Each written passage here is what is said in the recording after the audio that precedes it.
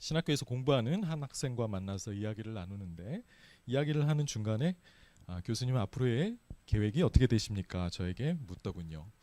제가 인생에 가지고 있는 큰 꿈과 비전을 묻는 질문을 했었습니다. 여러분 우리 모두는 각자 마음속에 비전이 있어야 될 거예요. 그것을 꿈이라고 표현하기도 하죠. 내가 추구하는 인생의 목적과 또 구체적인 그림이 누구든 있어야 합니다. 리더의 자질로도 꼭 비전이 있어야 된다고 말을 하지요. 여러분 예수님께도 비전이 있었을까요?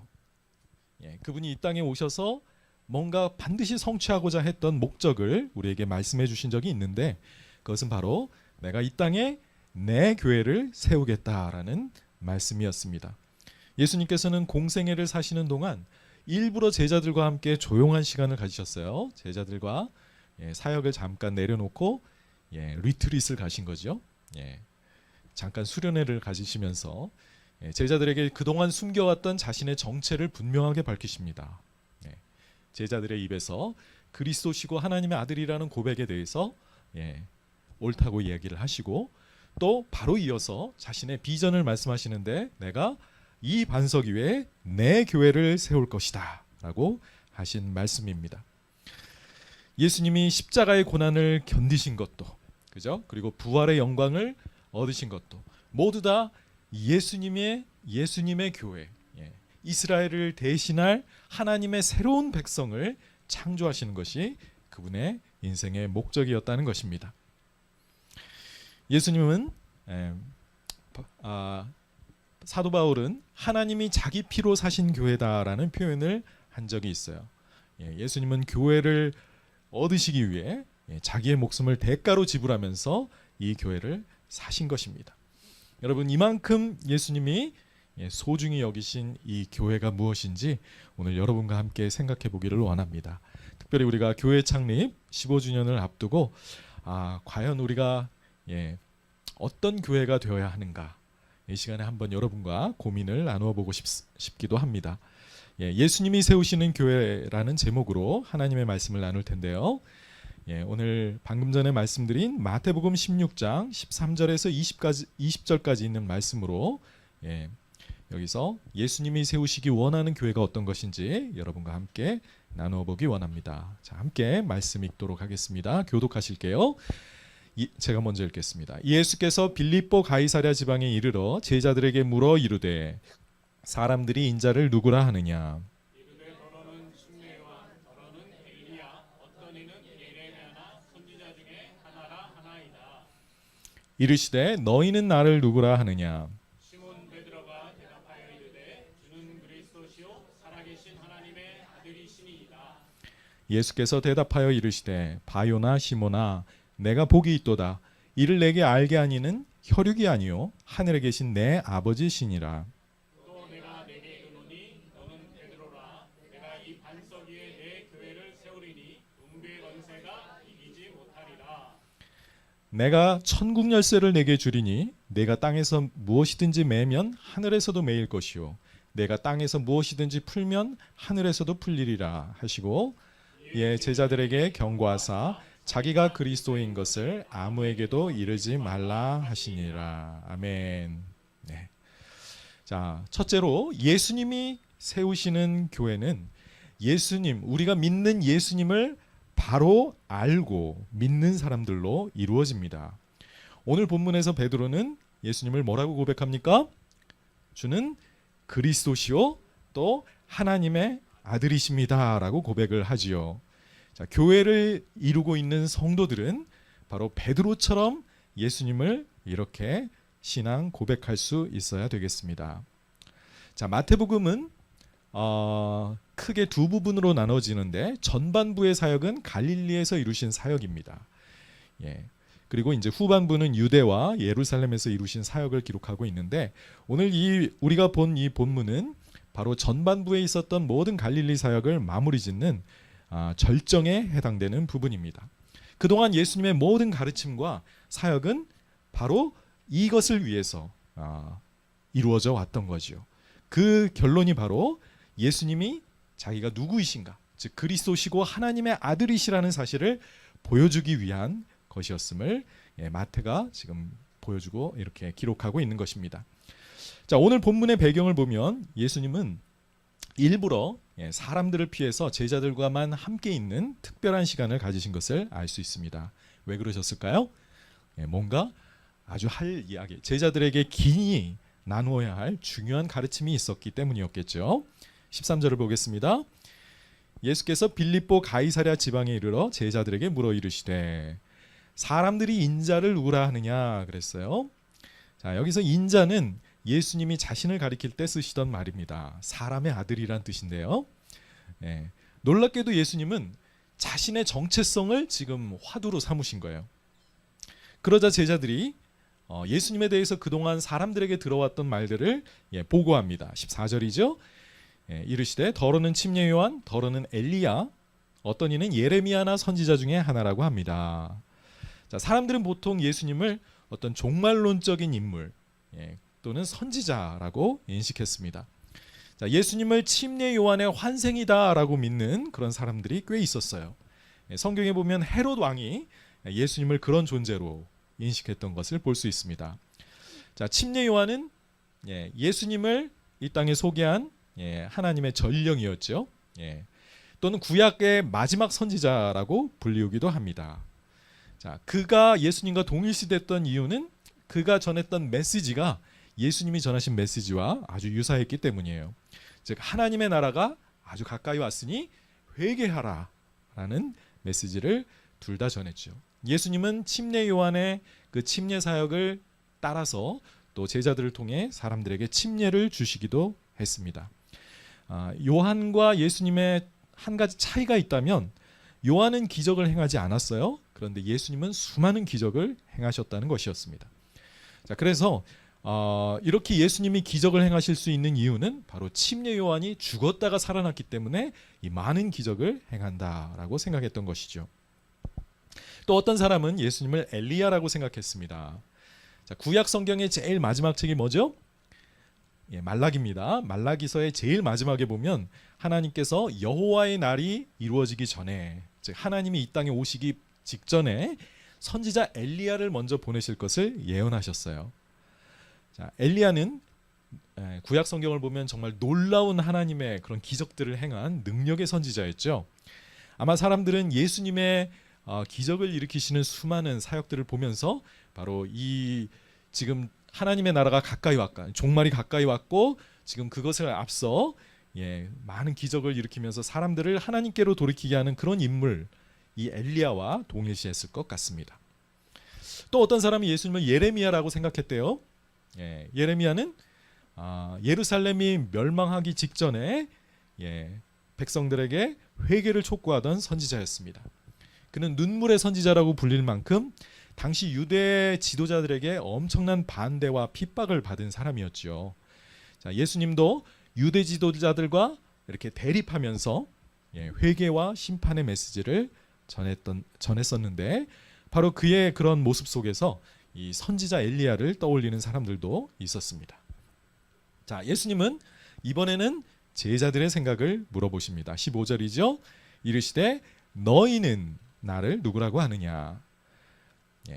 그러자 늘 그렇듯이 베드로가 제자들을 대표해서 예수님께 이렇게 말하는 거죠. 16절입니다. 시몬 베드로가 대답하여 이르되 주는 그리스도시요 살아계신 하나님의 아들이십니다 라고 고백을 하는 거죠.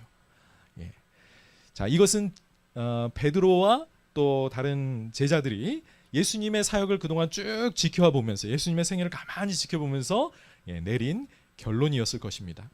사실 제자들은 이미 앞서 예수님을 그리스도라고 또 하나님의 아들이라고 고백한 적이 있었어요. 예를 들면 마태복음 14장에 보면 예수님께서 광풍이 일어나는 바다를 이렇게 걸어오신 적이 있잖아요. 그죠? 그랬을 때 제자들이 막 다 유령인 줄 알고 막 소스라쳐 놀랐었는데 그때 뚜벅뚜벅 이 광풍이 있는 바다를 밟으시면서 제자들에게 오시고 배에 올라가십니다. 그랬을 때 배에 있는 사람들이 예수께 절하며 이르되 진실로 하나님의 아들이십니다 하면서 예수님께 경배했다고 해요. 자, 그런데 이제 그때는 상황이 너무 당황스럽고 갑작스럽게 예수님을 이렇게 고백했었던 너무 놀란 나머지 고백했었던 일이 있었다면, 지금은 아주 차분한 상황에서 예수님에 대해서 깊이 생각해보고 이렇게 정식으로 예수님을 그리스도시고 하나님의 아들이라고 고백을 했던 것입니다. 자, 그러자 예수님은 베드로의 대답에 무척 기뻐하시면서 그를 축복하시는 말씀을 하시죠. 17절입니다. 예수께서 대답하여 이르시되 바요나 시모나, 요나의 아들 시모나, 내가 복이 있도다. 이를 내게 알게 한 이는 혈육이 아니고 하늘에 계신 내 아버지시다 라고 말씀하세요. 자, 예수님은 베드로의 입에서 나온 이 고백이 사람의 생각이 아니라 하늘에 계신 아버지께서 계시해 주셨기 때문에 그가 알게 된 진리라고 지금 말씀을 하십니다. 요나의 아들 시모나라고까지 이렇게 부른 것은 아마 그의 인간성을 강조하기 위해서일 겁니다. 혈육이라는 단어가 나오는데 피와 살이죠. 이것은 사람을 비유적으로 표현한 말입니다. 즉 베드로의 입에서 나온 고백, 즉 예수님이 메시아이고 하나님의 아들이시다라는 고백은 사람의 생각에서 나온 것이 아니라 인간에게서 이렇게 비롯된 그런 아이디어가 아니라 바로 하늘로부터 내려온 그런 하나님께서 진리를 계시해 보여주셨기, 열어 보여주셨기 때문에 알게 된 진리라고 말씀하시는 것이죠. 자, 이렇게 베드로는 아버지의 계시로 말미암아 예수님이 누구인가를 정확하게 알았던 것입니다. 자, 성경을 보면 자, 하나님의 영으로 계시를 받을 때에만 우리가 비로소 예수님을 바로 알게 된다고 말씀하고 있어요. 고린도전서 12장 3절을 한번 보시면 우리 한번 같이 읽어볼까요?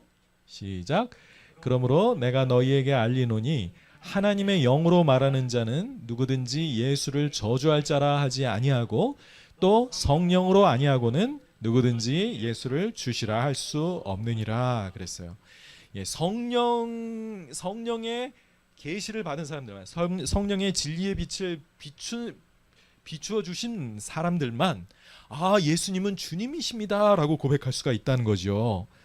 자, 여기서 주라는 말은 때때로 이제 성경에서 선생님이라는 그 호칭을 주라고 표현할 때도 있는데, 어떤 자리에서는 이 주는 여호와 하나님을 가리키는 호칭입니다. 구약 성경에서 여호와 하나님을 가리킬 때 퀴리오스, 주라는 단어를 표현했는데, 바로 이 자리에서도 예수님을 퀴리오스라고 표현한다는 것은 하나님이라고 말을 해야 한다는 것입니다. 여러분, 진리의 영이신 성령님의 계시가 올 때에만 예수님은 그 구약의 여호와 하나님을 부르던 그 호칭으로 예수님을 동일하게 부를 수가 있다는 거죠. 당신은 하나님의 아들이십니다라는 고백은 바로 그런 성령님의 계시를 통해서만, 성령님의 빛비춤을 통해서만 알 수 있는 고백이었다는 겁니다. 자, 이런 베드로의 고백을 들으시고 예수님은 드디어 자신의 교회를 세울 것을 18절에서 말씀하십니다. 또 내가 내게 이르노니 너는 베드로라, 반석이란 뜻이죠. 내가 이 반석 위에 내 교회를 세우리니 음부의 권세가 이기지 못하리라 그랬습니다. 베드로는 돌 또는 반석을 의미하는 페트로스예요, 헬라어로. 그런데 예수님께서 여기서 언어 유희를 하셔서 내가 이 페트라 위에 내 교회를 세울 것이다 라고 말씀한 겁니다. 베드로라는 그 이름, 이미 베드로라고 벌써 지어주셨죠. 그래서 그 베드로, 이 반석 위에 내 교회를 세우겠다라고 말씀하신 겁니다. 이 교회를 세우는 그 반석은 무엇입니까? 바로 예수님을 그리스도시요 살아계신 하나님의 아들이라고 고백하는 그 베드로 위에 세우신다는 것입니다. 그럼 베드로는 제자들을 대표해서 이 고백을 했다 그랬죠. 그래서 그의 고백은 모든 교회를 대표하는 그리스도인들의 고백이라고 할 수 있습니다. 예수님이 세우시는 교회는 바로 예수님을 그리스도로 또 하나님의 아들로 고백할 때 세워진다는 것입니다. 예수님이 누구인가를 우리는 정확하게 알아야 합니다. 자, 그래서 우리가 베드로의 입에서 나온 고백, 즉 예수님이 그리스도시고 하나님의 아들이라는 그 말의 의미를 조금만 더 생각을 해보겠습니다. 자, 여러분, 그리스도라는 그 말의 뜻, 이게 히브리어로는 메시아라는 거 아시죠? 그리스도가 메시아고 메시아가 그리스도입니다. 기름 부음을 받은 자라는 뜻이라는 거 다 아실 거예요. 하나님이 특별히 임명할 때 기름을 부으셨는데 하나님께서 자기 백성을 구원하시고 또 세상을 심판하시기 위해 이 땅에 보내신 사람을 의미했습니다. 자, 구약 성경에는 계속 이 메시아에 대한 그 예언이 쭉 나오는데 결국 이 사람은 아브라함의 자손이고 또 다윗의 자손으로서 이스라엘의 왕이 될 존재지요. 자, 그리스도는 또한 하나님의 아들로 여겨지게 되는데 그것은 왜 그러느냐? 하나님께서 다윗에게 언약을 주실 때 다윗과 언약을 맺으시면서 그를 자기의 아들로 삼으실 것을 약속해 주셨기 때문에 그래요. 자, 사무엘하 7장을 보시면 하나님이 다윗과 언약을 맺는 말씀이 나오는데 거기 13절과 14절에 보면 자, 그는 다윗의 자손을 말해요. 다윗의 아들을 말합니다. 그는 내 이름을 위하여 집을 건축할 것이요. 여기서 집은 성전을 말합니다. 다윗의 아들 솔로몬이 지을 성전을 직접적으로는 언급하지만 더 궁극적으로는 하나님의 나라를 세우실 또는 교회를 세우실 예수 그리스도를 더 멀리 바라보고 있는 거죠. 나는 그의 나라 왕위를 영원히 견고하게 하리라. 어떤 인간 왕이 뭐 왕위를 영원히 하게 하겠어요? 이것은 이제 다윗의 왕조를 영원한 왕조로 세우시겠다라는 뜻이 되겠죠. 자, 그런데 다음 절에서 나는 그에게 아버지가 되고 그는 내게 아들이 될 것이다라고 약속을 해준 거예요. 자, 그래서 장차 오실 메시아는 분명히 다윗의 혈통에서 나오게 되어 있습니다. 다윗의 왕의 가문에서 나오게 되어 있고요.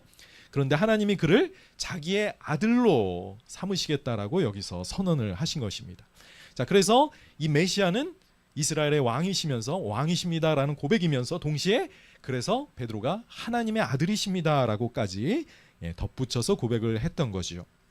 자, 그런데 여러분 여기서 하나님의 아들이라는 이 칭호가 보통 이제 옛날 고대 시대 때 그냥 왕을 높여주는 말로 이렇게 생각할 수가 있는데 성경에서 이 하나님의 아들이라고 할 때는 하나님과 동등한 신성을 지니신 분임을 의미합니다.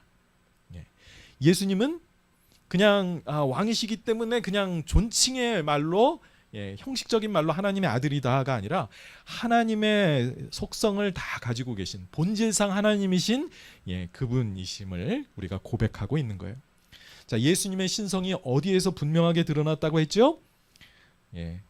바로 죽은 자 가운데서 부활하실 때 하나님의 아들이심으로 인정되셨다고 합니다. 로마서 1장 4절 한번 보시겠습니다. 같이 한번 읽어볼게요. 성결의 영으로는 죽은 자들 가운데서 부활하사 능력으로 하나님의 아들로 선포되셨으니 곧 우리 주 예수 그리스도시니라. 예수님은 이미 사실 수많은 기적들을 통해서 하나님의 능력과 권세를 가지신 분, 하나님의 능력이 그분을 통해 역사하는 그런 분으로 인정받으셨어요. 그래서 공생의 사역만으로도 하나님의 아들이신 것이 보여졌지만 그러나 결정적으로 하나님의 아들이시구나라는 사실을 만방에 증거한 것은 바로 그분이 죽음을 이기시고 다시 살아나신 사실에 있었습니다. 여러분 도마, 의심 많은 도마 잘 아시죠? 도마가 예수님 부활하셨다는 사실 안 믿잖아요. 그랬다가 부활하신 예수님을 딱 앞에 모시고는 뭐라고 고백해요? 나의 주, 나의 하나님이십니다 라고 고백을 해요. 그리고 경배를 합니다. 예수님은 그거 막지 않으셨어요. 받으셨습니다. 사실이었기 때문에. 여러분 우리가 이것이 바로 예수님을 경배하는 이유입니다. 여러분 만약에 예수님이 그냥 사람인데 우리가 그분을 경배한다면 우리는 우상 숭배를 하고 있는 거예요. 왜요? 우리는 하나님 한 분만을 예배해야 되거든요. 그런데 아버지께 돌리는 그 영광을 하나님의 아들 예수에게 똑같이 돌리고 있습니다. 왜 그럴까요? 바로 예수님은 하나님과 동등하신 신성을 가진 아들로 믿기 때문에 가능한 일입니다. 아버지께서는 자기를 공경하는 것이 아들을 똑같이 공경하도록 우리에게 명하셨죠. 자, 바로 그래서 이 예수님을 바로 안다는 것은 바로 성령님의 계시를 통해 성령님의 빛비춤을 통해 이분이 진실로 하나님이시구나, 하나님의 아들이시구나, 그리고 구약에서 약속하신 그 메시아시구나, 그래서 그리스도시구나 라는 사실을 아는 것입니다. 여러분 다 교회 나온다고 그리스도인인가? 아니잖아요. 그죠? 여러분 이 고백을 내 부모님이 하니까 나도 그렇게 믿고 있겠지라고 그렇게 안일하게 생각하면 안 돼요, 세훈이. 네. 예. 그리고 내 누구누구가 내가 목사님 가족이야. 난 당연히 내가 그리스도인이지라고 생각하셔도 안 될 것입니다. 여러분, 분명히 내 개인적으로, 베드로가 개인적으로 예수님을 그리스도십니다, 하나님의 아들이십니다라고 고백했던 이 고백을 내 입으로 할 수 있어야 되겠어요. 개인적으로 예수님을 영접하는 거죠. 예. 로마서 10장 9절에서 이렇게 말씀합니다. 내가 만일 내 입으로, 누구의 입으로? 나의 입으로 예수를 주라고, 아까 주가 뭐라고요? 퀴리오스, 하나님이시라고 고백하는 거예요. 예. 시인하며 또 하나님께서 그를 죽은 자 가운데서 살리신 것을 내 마음에 믿으면, 예수님을 주, 곧 하나님이라고 고백하는 것과 예수님이 부활하신 그 사실을 믿는 것이 같은 거죠. 그걸 믿으면 어떻게 된다고요? 그럴 때 구원을 받는 거예요. 바로 이런 고백을 하는 사람들이 모인 교회가 진실한 하나님의 교회고 예수님이 세우시는 교회라는 말씀입니다. 여러분, 정말 개인적으로 내가 예수님을 똑바로 알고 있는지 점검을 해보시기 바랍니다. 내 배우자가 잘 믿으니까, 내 부모님이 잘 믿으니까, 아니면 내가 여기에 소속되어 있으니까 나도 자연히 그리스도인이겠지라는 생각을 하시지 말기를 바랍니다. 제가 그리스도인이 된 지 이제 20년, 30년, 40년까지 되어 가고 있는데, 이렇게 보니까 예전에 열심히 청년부에서 활동하던 자매들이 있었는데 시간이 지나니까 안 나오는 거예요. 안 믿고 있었던 겁니다. 그러니까 청년부 활동을 하면서 자기도 열심히 하니까 믿고 있는 줄 알았겠지. 자기 믿음이 아니었던 거예요. 그냥 그 분위기에 휩쓸려서 그냥 사람들이 좋으니까 그냥 같이 어울려서 자기도 이렇게 신앙생활을 해서 자기의 믿음도 진짜라고 생각을 했는데 아니었던 거예요. 부디 교회 생활하지 마시고 개인적으로 내가 예수님을 제대로 알고 또 그렇게 고백하고 있는지를 점검해 보시기를 바랍니다. 바로 이런 사람들이 모일 때 하나님은 교회를 축복하시고 교회를 쓰실 줄 믿습니다. 자, 두 번째로 예수님이 세우시는 교회는 지옥의 권세를 이깁니다. 마귀의 권세를 이긴다는 거죠. 18절을 다시 한번 보시면, 이 반석 위에 내 교회를 세우리니 음부의 권세가 이기지 못하리라고 했습니다. 자, 여기서 음부라는 단어가 좀 나오지요. 요즘 성경에 스올이라고 나오는 구약 성경의 스올이라는 단어가 바로 이 음부입니다. 사실 우리가 이 지옥이라는 단어와 같아요. 지옥이라고 생각하시면 됩니다. 헬라어로 하데스예요. 죽은 자들의 머무는 곳을 가리켜 하데스 또는 스올이라고 성경에서 말합니다.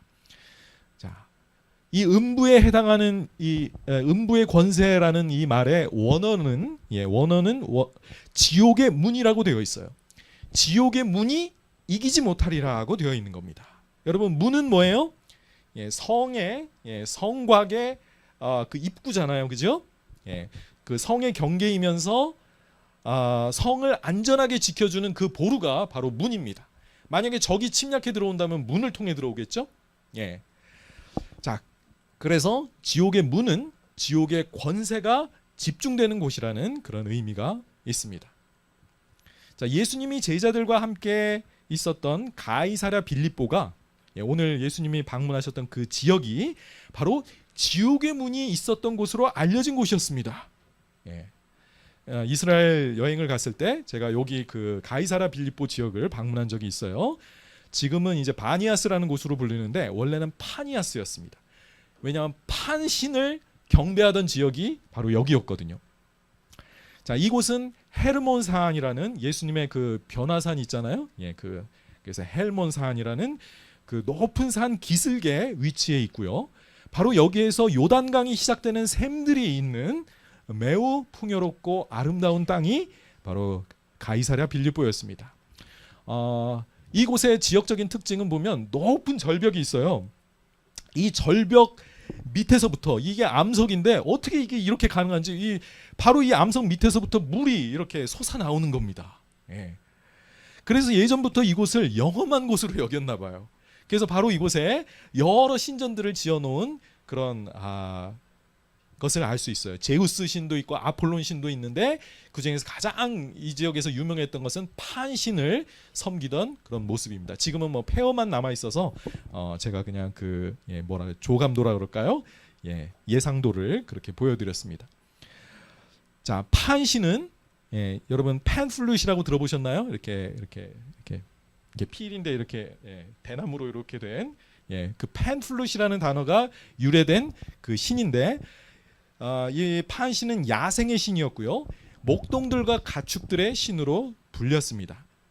그는 그 모습이 참 괴기스러운데 직립한 염소가 사람의 얼굴과 상체를 가진 모습으로 되어 있어요.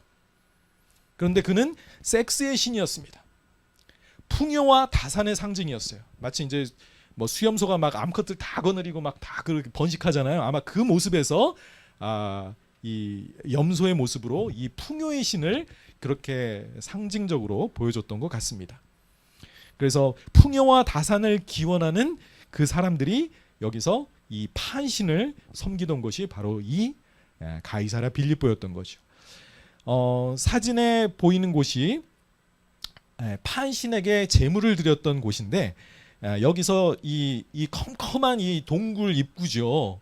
아까 그 절벽에 있었던 그 캄캄한 곳인데 바로 이곳에 판신에게 짐승을 던져주면서 희생 제물을 바쳤다고 합니다. 바로 이 컴컴한 곳을 지옥의 입구라고 불렀다고 해요. 이 고대 문헌에서는 이것을 뱀의 땅이라고 불렀다고도 합니다. 악한 우주적 세력의 근거지가 바로 가이사랴 빌립보였던 거예요. 이런 판신의 땅에서 이런 판신의 땅이 예수님 당시에는 빌립보 가이사랴라고 불리고 있었죠. 가이사랴 빌립보인데 분봉왕 헤롯 빌립이 있었습니다. 헤롯 대왕의 아들이죠. 그가 이제 분봉왕 4개로 이렇게 땅을 이렇게 분배받았는데 그 지역 중에 이제 이 지역이 빌립의 영토였어요. 그래서 자기 이름인 빌립과 또 로마의 황제 카이서죠. 그 이름을 합쳐서 이 지역의 이름을 지었습니다. 이곳을 나름대로 잘 꾸미고 로마식으로 이렇게 지었던 거죠. 로마 제국의 황제에게 좀 아부하면서 또 자기 이름도 알리기 위해서 이 시의 이름을 그렇게 지었습니다.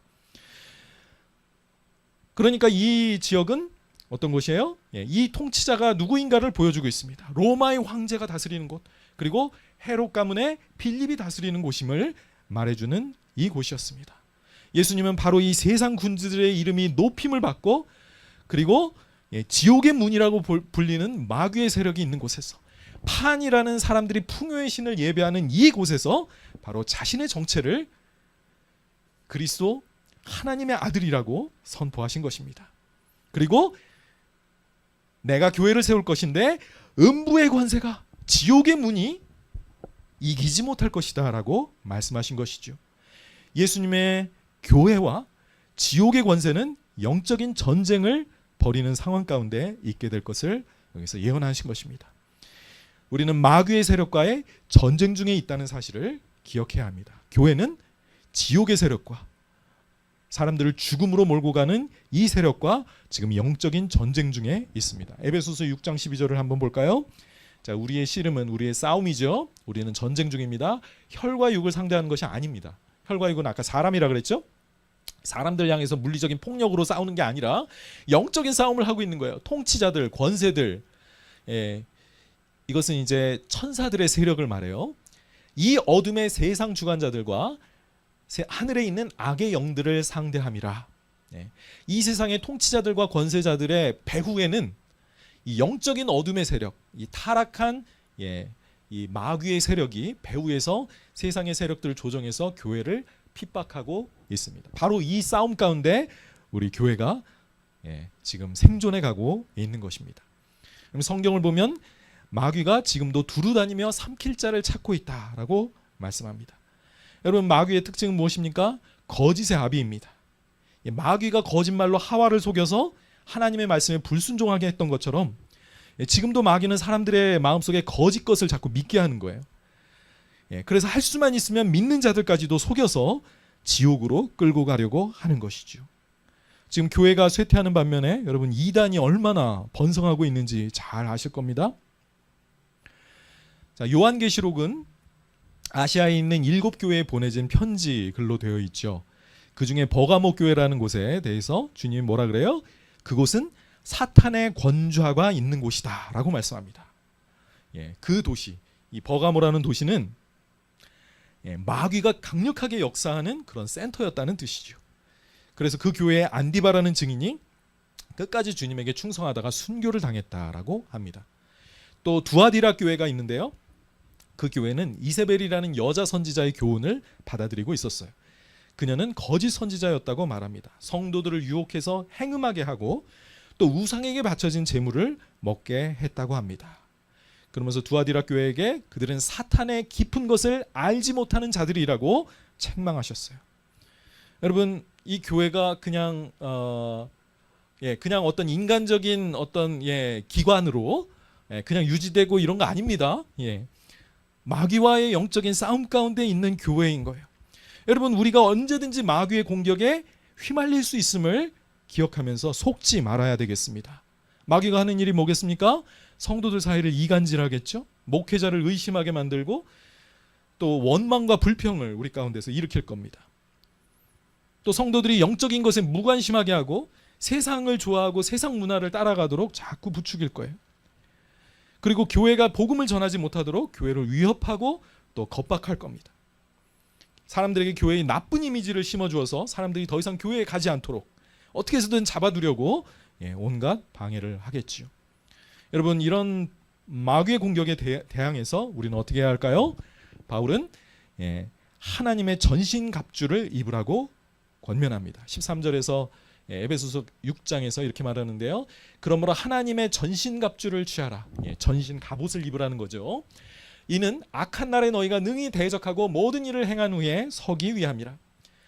자, 우리가 어떻게 마귀와 싸워야 되는지 한번 우리의 무기들을 한번 보세요. 그런즉 서서 진리로 너희 허리띠를 띠고 의의 호심경을 붙이고 평안의 복음에 준비한 것으로 신을 신고 진리의 복음이 우리가 마귀에게 대적해서 갖춰야 할, 우리가 잘 갖추고 있어야 할 그런 무기입니다.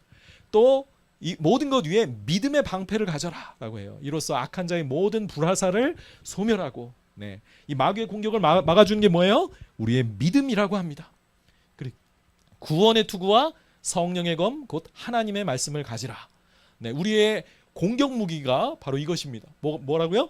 하나님의 말씀이에요. 성령의 칼인데 성령이 휘두르는 칼이 뭐예요? 하나님의 말씀입니다. 예수님께서 이 말씀으로 기록되었으되 하면서 마귀를 이기신 적이 있죠. 말씀으로 이겨야 되고요. 또 기도해야 합니다. 모든 기도와 간구를 하되 항상 성령 안에서 기도하고 이를 위하여 깨어 기도하기를 항상 힘쓰며 여러 성도를 위하여 기도하라고 말씀합니다. 바로 이렇게 할 때 말씀과 기도로 무장하고 또 우리의 견고한 믿음으로 마귀의 공격을 견뎌내야 되는 것이죠. 자, 오늘 주님의 말씀을 가만히 보면 음부의 권세가 이기지 못하리라고 했어요. 자, 음부의 권세는 뭐라고요? 지옥의 문이라고 했습니다. 자, 그럼 이 그림을 한번 생각을 해보세요. 지옥의 문이 견디지 못할 것이다. 누가 공격하고 있습니까? 그렇게 생각하기 쉬운데 교회가 공격하고 있는 거예요. 마귀가 수비를 하고 있는 겁니다. 그런데 자기의 문을 지켜요? 못 지켜요? 교회가 그걸 뚫고 들어가는 거예요. 지옥의 권세를 무너뜨리면서 공격하고 있는 겁니다. 세상을 지배하고 있는 마귀의 권세는 이 교회 앞에 점점 세력을 내주면서 쫓겨나가는 모습으로 그려지고 있습니다. 이것이 바로 주님이 세우시는 교회의 모습이에요. 세상에 패배하는 교회가 아니라 마귀의 세력에 굴복하는 교회가 아니라 마귀가 견고하게 붙들고 있는 사람들을 틀켜쥐고 있는 이 견고한 문을 우리가 부수고 들어가서 사람들을 구원하는 일을 하게 되는 것입니다. 이와 같이 예수님이 세우시는 교회는 마귀의 권세를 물리치고 승리하는 교회입니다. 세 번째로 예수님이 세우시는 교회는 사람들에게 천국의 문을 열어줍니다. 19절을 한번 보시겠습니다. 내가 천국 열쇠를 내게 주리니 내가 땅에서 무엇이든지 매면 하늘에서도 매일 것이요 내가 땅에서 무엇이든지 풀면 하늘에서도 풀리리라 하시고, 자, 예수님은 베드로에게 천국의 열쇠를 주시겠다라고 말했어요. 자, 그러면서 네가 땅에서 매면 하늘에서도 매이고 땅에서 풀면 하늘에서도 풀릴 것이다 라고 말씀하셨죠. 자, 여기서 이 매고 푼다라는 이 관용어는 랍비의 문헌에 의하면 랍비들이 교리를 해석하면서 사람들에게 의무를 부과하거나 의무를 해제할 때 썼던 용어라고 합니다. 자, 한마디로 율법을 해석할 수 있는 권리가 그 권세가 바로 천국의 그 열쇠였던 거예요. 메고 푸는 그런 권세였던 겁니다. 자, 예수님께서는 당시 율법사들과 바리새인들이 이 권세, 하나님이 그들에게 천국의 문을 열어주는 권세를 잘못 사용하고 있음을 꾸짖으신 적이 있어요. 마태복음 23장 13절에 보시면 화 있을진저 외식하는 서기관들과 바리새인들이요. 서기관들이 율법 교사들이에요.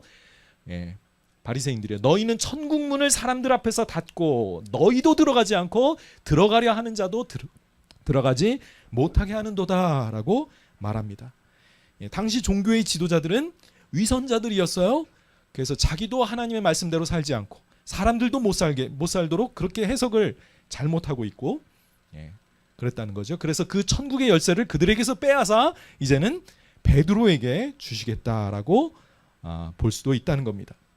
베드로는 예수님에게서 천국 문을 여는 열쇠를 받았어요. 자, 사람들에게 천국의 길을 보여줄 수 있는 그런 놀라운 권세죠. 그렇다고 해서 베드로가 자기 마음대로 너는 천국 가고 너는 못 가, 이걸 막 마음대로 결정한다는 뜻은 아니에요.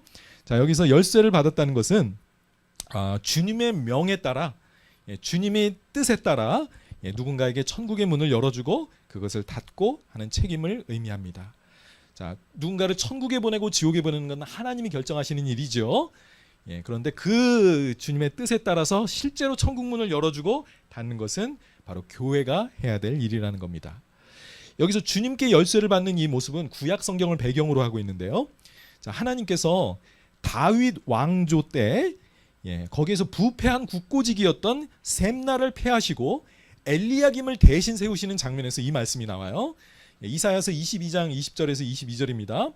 그날에 내가 힐기야의 아들 내 종 엘리야김을 불러 내 옷을, 셈나의 옷을 그에게 입히며 국고직의 직분을 바꾸는 거죠. 내 띠를 그에게 띄워 힘있게 하고 내 정권을 그의 손에 맡기리니 그가 예루살렘 주민과 유다의 집의 아버지가 될 것이며 내가 또 다윗의 집의 열쇠를 그의 어깨에 두리니 그가 열면 닫을 자가 없겠고 닫으면 열 자가 없으리라.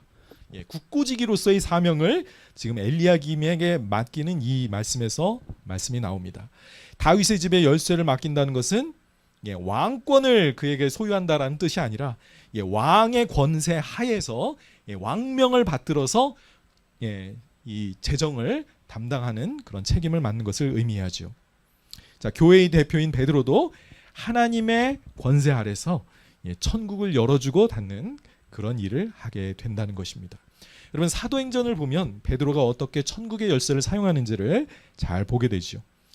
자, 오순절 성령 강림 사건이 사도행전 2장에 그려져 있는데 그때 이제 오순절을 축하하러 왔던 많은 전 세계로부터 모인 유대인 순례자들에게 베드로가 일어나서 예수님의 부활을 증언하지요. 자, 그랬을 때 너희가 회개하여 예수님의 이름으로 침례를 받아라. 그러면 성령님의 선물을 너희도 받게 될 것이다 라고 말을 하자 그날 3,000명이 회개하고 침례를 받는 놀라운 역사가 일어납니다. 3,000명의 사람들에게 베드로는 천국의 문을 열어주는 그 역할을 한 거죠. 또 다음 장에 보면 안진뱅이였던 거린을 베드로와 요한이 고쳐주죠. 그랬을 때 그 놀라서 모인 유대인들에게 또 다시 한번 복음을 전합니다. 이번에는 5,000명이 예수님을 믿는 놀라운 역사가 일어납니다. 또 한번 천국의 문을 열어준 거죠. 그런데 사도행전 5장에 가면 아나니아와 삽비라 부부가 나와요. 이 부부는 교회에게 좀 높임을 받고 싶어서, 교회 사람들의 존경을 받고 싶어서 마치 자기가 전 재산을 하나님께 바치는 것처럼 그렇게 포장을 해서 하나님께 바친다고 합니다. 그런데 실제로는 자기 재산을 어느 정도 이렇게 따로 떼어두고 거짓말로 하나님께 모든 것을 바친다고 한 거예요. 베드로는 딱 그 상황을 보고 이 사람이 속이고 있고 거짓말을 하고 있는 것을 압니다. 그래서 네가 어떻게 하나님을 속이고 성령님을 속이려고 할 수 있느냐라고 그들을 정죄하자 바로 그 자리에서 아나니아가 죽고 나중에 들어온 아내 삽비라도 결국 죽는 그런 일이 있게 됩니다. 천국의 문을 닫은 것이죠. 베드로는 이와 같이 주님의 뜻에 따라 천국 문을 열고 닫는 이 권세를, 이 열쇠를 사용한 것입니다. 자, 베드로는 12제자를 대표할 뿐만 아니라 교회 전체를 대표한다고 했죠. 여러분, 우리도 바로 이 천국 문을 열어줄 권세를 가지고 있는 것입니다. 여러분, 우리가 어떻게 사람들에게 천국의 문을 열어줄 수 있나요? 우리가 가진 복음이, 예수 그리스도를 믿음으로 말미암아 구원에 이르는 이 진리가 사람들에게 천국의 문을 열어주는 열쇠가 되는 거죠. 이 권세가 얼마나 크고 놀랍습니까? 여러분, 이 열쇠를 주님의 뜻대로 잘 사용해야 되겠죠. 주님이 천국으로 부르시는 사람들에게 복음을 우리는 잘 전해서 그들이 예수님을 영접하고 구원받도록 도와줘야 되겠습니다. 여러분, 사람들을 구원받게 하는 그 복음이 무엇입니까? 아마 여러분 여기 모인 분들은 다 잘 알고 계실 거라고 생각을 하는데 복습해 보겠습니다. 교육은 반복이니까요. 계속 봐야죠. 고린도전서 15장 1절에서 5절에 복음이 나와 있어요. 다시 한번 잘 상기해 보시기 바랍니다. 형제들아, 내가 너희에게 전한 복음을 너희에게 알게 하노니 이는 너희가 받은 것이요 또 그 가운데 선 것이라. 교회는 복음 위에 서 있는 거예요. 복음 공동체입니다. 같은 복음을 믿는 사람들이에요. 너희가 만일 내가 전한 그 말을 굳게 지키고 헛되이 믿지 않았으면 그로 말미암아 무엇을 받는다? 구원을 받는다. 우리에게 구원을 가져다 주는 그 기쁜 소식이 바로 복음입니다. 바로 복음의 에센스는 바로 3절과 4절이에요. 우리 함께 읽어보겠습니다. 시작. 내가 받은 것을 먼저 너희에게 전하였느니 이는 성경대로 그리스도께서 우리 죄를 위하여 죽으시고 장사 지낸 바 되셨다가 성경대로 사흘 만에 다시 살아나사 베드로에게 보이시고, 게바가 베드로죠. 그 후에 12제자에게 부활한 모습을 보여주셨다는 겁니다. 여러분, 이것이 바로 복음입니다. 예수님이 우리 죄를 위해서 죽어주셨다. 그리고 장사 지낸 바 되셨다. 그리고 사흘 만에 죽은 자 가운데서 성경에 기록된 대로 다시 살아나셨다. 이것이 바로 우리에게 구원을 가져다주는, 이걸 헛되이 믿지 않고 제대로 믿었으면 우리가 구원을 받는 하나님의 능력이 이 복음 안에 깃들여 있다는 것입니다. 예수님이 세우시는 교회는 바로 이 복음 때문에 천국의 문을 열어주는 그런 권세를 가진 교회가 되는 것입니다. 우리는 이 소중한 복음, 사람들을 구원해서 천국으로 이끌어주는 이 소중한 복음을 오늘날 현대인들에게 잘 맞게 그것을 잘 전할 수 있는 교회가 되어야 되겠습니다. 자, 오늘 저는 예수님이 세우시는 교회라는 제목으로 하나님의 말씀을 나누었습니다. 여러분, 그 교회는 어떤 모습을 하고 있다고 했습니까? 예수 그리스도를 바로 알고 고백하는 교회라고 했습니다. 예수님의 정체성은 뭔데요? 우리가 어떻게 고백해야 됩니까? 베드로의 입에서 나온 고백처럼 그리스도시요 살아계신 하나님의 아들이라고 고백하는 교회가 바로 예수님의 교회입니다. 또 예수님이 세우시는 교회는 어떤 교회입니까? 마귀의 권세, 지옥의 권세를 이기는 교회라고 했습니다. 마귀는 지금도 교회를 흔들어 놓고 사람들을 자기에게로 끌어들이기 위해 별의별 짓을 다 하고 있죠. 여러분, 하나님의 말씀에 굳게 서서 믿음으로 마귀의 거짓된 가르침을 배척하고 그의 도덕적인 일탈을 우리가 반대할 때 우리는 마귀를 이길 수 있습니다. 깨어 기도해야 되겠죠. 마지막으로 주님이 세우시는 교회는 잃어버린 세상 사람들에게 천국의 문을 열어주는 교회라고 했습니다. 예수님의 복음이 바로 이 교회 안에 있어서 그 천국의 열쇠를 가지고 있어서 사람들에게 복음의 기쁜 소식을 전해주고, 그래서 사람들이 이 안에서 예수님을 믿고 구원받는 그런 놀라운 역사가 일어나는 교회가 바로 예수님이 세우시는 교회입니다. 여러분, 바로 우리 꿈을 심는 교회가 이런 교회가 되기를 소망합니다. 여러분, 함께 우리 이런 교회가 되도록 우리 같이 기도하시지 않겠습니까? 우리 잠깐 기도하시겠습니다.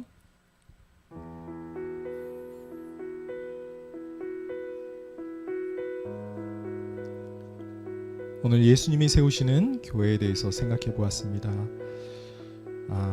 우리 온라인으로 예배 드리시는 분들까지 포함해서 혹시 자기 자신이 내가 정말 예수님을 그리스도시고 하나님의 아들이라고 제대로 믿고 있는가, 이 고백이 다른 사람 때문이 아니라 내가 정말 하나님이 내 안에서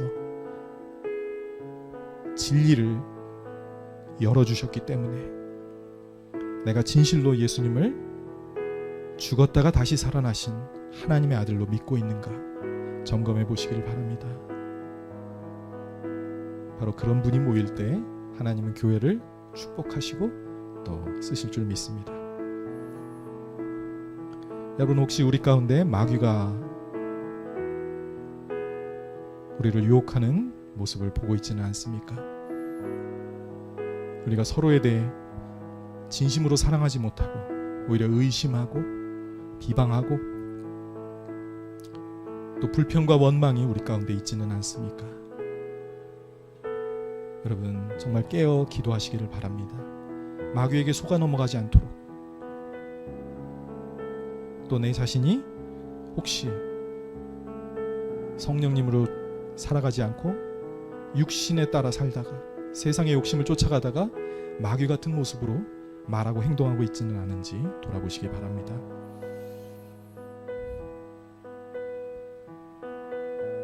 우리 교회가 정말 천국의 문을 사람들에게 열어주는 그런 역할을 잘 감당하고 있는지 다시 한번 돌아보기를 원합니다. 이 교회가 천국 백성이 더해지는 그런 축복을 경험하기를 원합니다. 아버지 하나님, 이 교회를 축복해 주시옵소서. 정말 예수님이 축복하시고 쓰시는 그런 교회가 되기를 원합니다. 우리 부족하지만 주님 말씀하신 대로 우리가 믿고 그렇게 나아가길 원합니다. 주님, 우리의 부족한 믿음 그래도 축복하시고 우리를 사용하셔서 정말 사람들에게 천국을 열어주는 그런 복음의 일꾼들이 되도록 주여 축복해 주시옵소서. 아버지 하나님, 마귀를 이길 권세를 우리에게 주셨는데 우리가 세상을 두려워하고 마귀의 권세를 두려워하지는 않았는지 돌아봅니다. 담대할 수 있게 도와주시옵소서. 주님이 이기신 그 싸움을 우리의 인생 가운데도 경험할 수 있게 도와주시옵소서. 아버지 하나님, 우리 안에 진실한 신앙의 고백이 예수님을 바로 알고 예수님을 주와 그리스도로 올바로 높여드리는 그런 교회가 될 수 있도록 주여 축복해 주시옵소서. 감사하신 예수님의 이름으로 기도했습니다.